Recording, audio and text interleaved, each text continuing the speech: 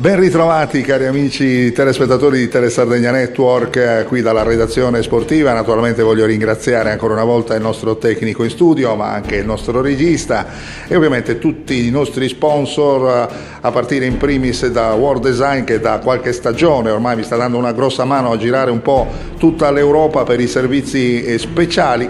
Ebbene, siamo ormai alla vigilia della partenza. Domattina un volo da Cagliari Elmas alle 9:30 mi porterà direttamente a Varsavia, dove avremo degli appuntamenti davvero molto importanti, sia per quanto riguarda la parte culturale, enogastronomica, turistica e certamente anche calcistica, considerando il fatto che ovviamente sarò il giorno 7 di aprile per il campionato polacco alle ore 18 in diretta su Telesardegna Network per chiaramente la partita dei campioni di Polonia, esattamente il Legia di Varsavia. Poi trasferimento, così come avevo già annunciato poco tempo fa, trasferimento a Cracovia, al sud della Polonia, nella città che ha visto nascere un uomo che è rimasto nella storia naturalmente, Giovanni Paolo II, Papa Wojtyla, che poi è diventato anche santo. Svilupperemo anche lì tutta una serie di servizi sia sportivi ma anche extracalcistici e poi ovviamente la chicca, la visita ai campi di prigionia, dove ci furono delle cose davvero terribili ad Auschwitz-Birkenau,